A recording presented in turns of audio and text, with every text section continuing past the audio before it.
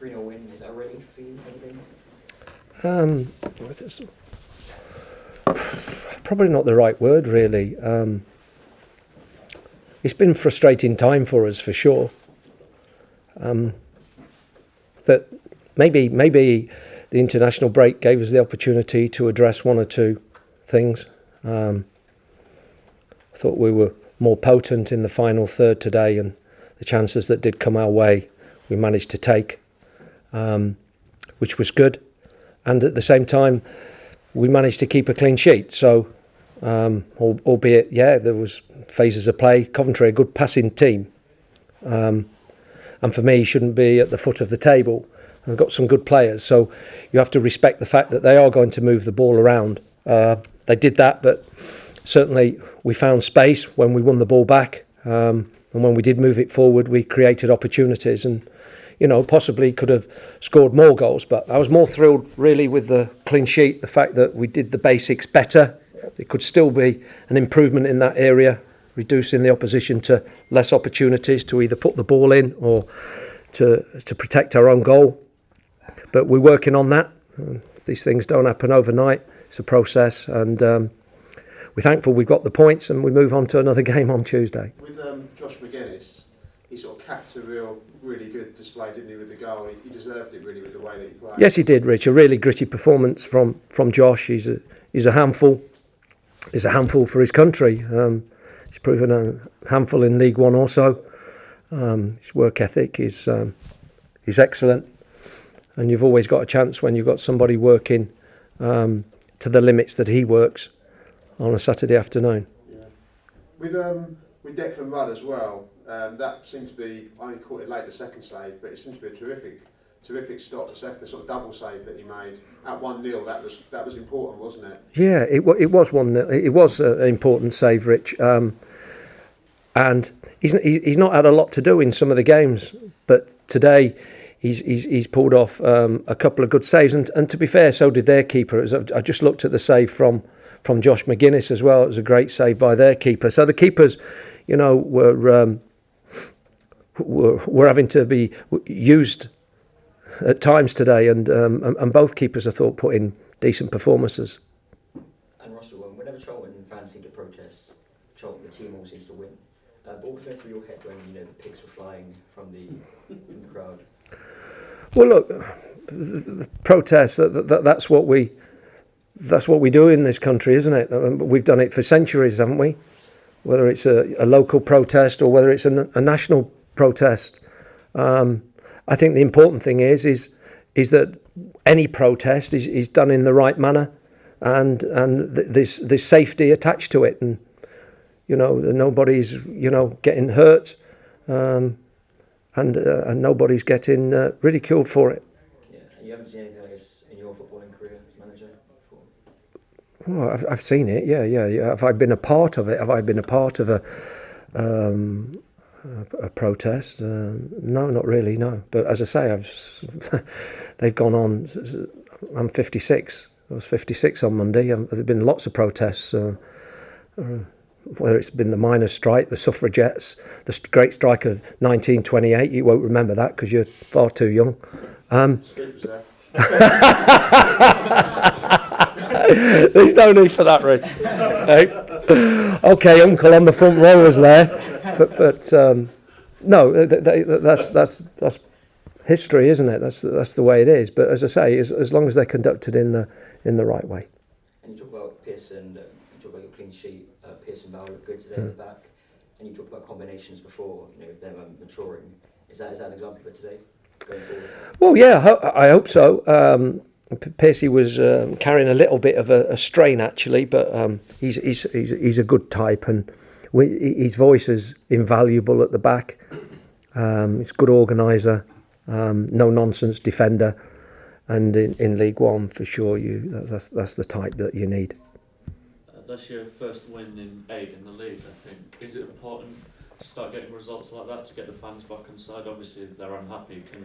Can sort of a few more performances like this sort of... Yeah, look, this is a great football club, and it's got great history. and it shouldn't be languishing in League One. I get that.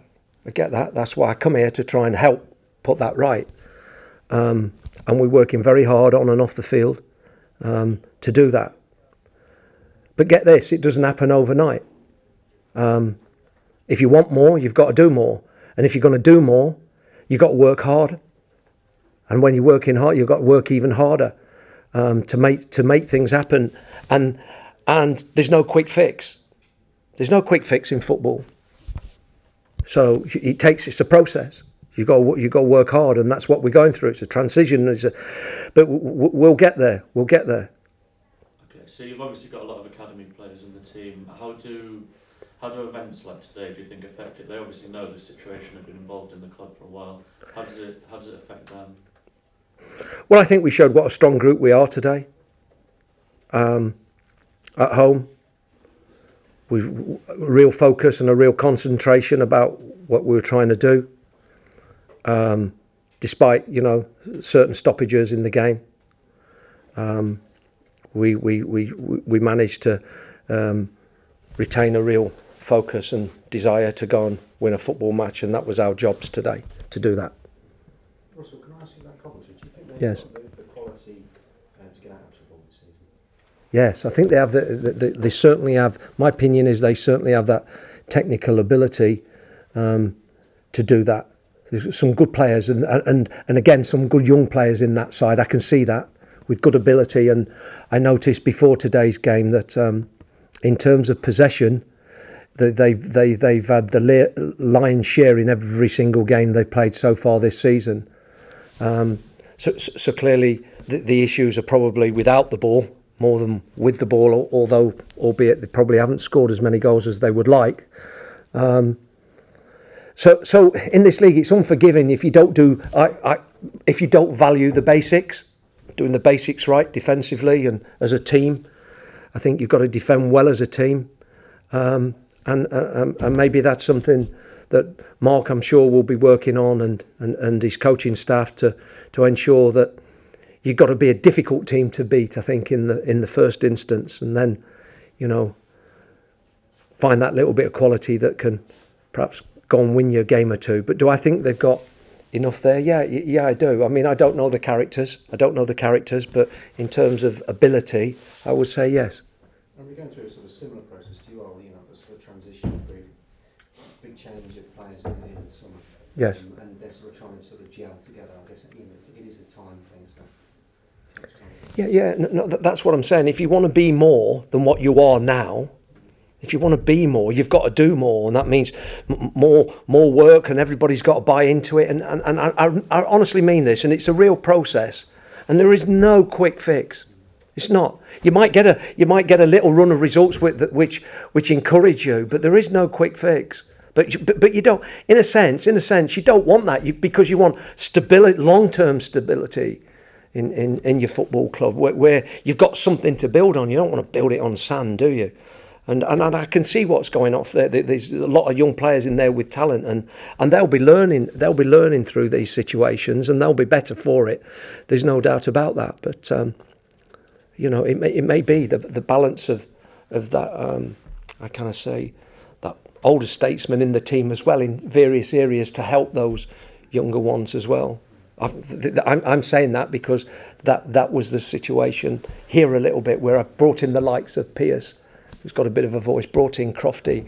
They're older players, but we've got a lot of young players here, and I think they need role models also to people to look up to, and people to that know the game inside out a little bit. And Ricketts around the building, I'm sure, is a good example of that at Coventry, but maybe you need a few more Ricketts. I don't know. Okay. Ricky Holmes was quite honest about his own play and the team's attacking play, saying it hadn't been good enough, and sort of held his hands up. How important do you think was his goal early on? And lovely touch, wasn't it? Great finish. Yeah, no, it was, Rich. I'm really pleased for him that he's gone and got a goal. We've had the great thing is, or the good thing is, we are creating opportunities. There's no doubt about that. I think Coventry will go back today and say, well, hey, they can create. Charlton can create chances, and we did that. But what we'd not been doing is we'd not been finding that final pass, had we, or that piece of movement in the box, which was going to be the word I've used, effective. It's got to be effective in the end. In other words, you've got to hit the target. You've got to try and score a goal, and we weren't doing that.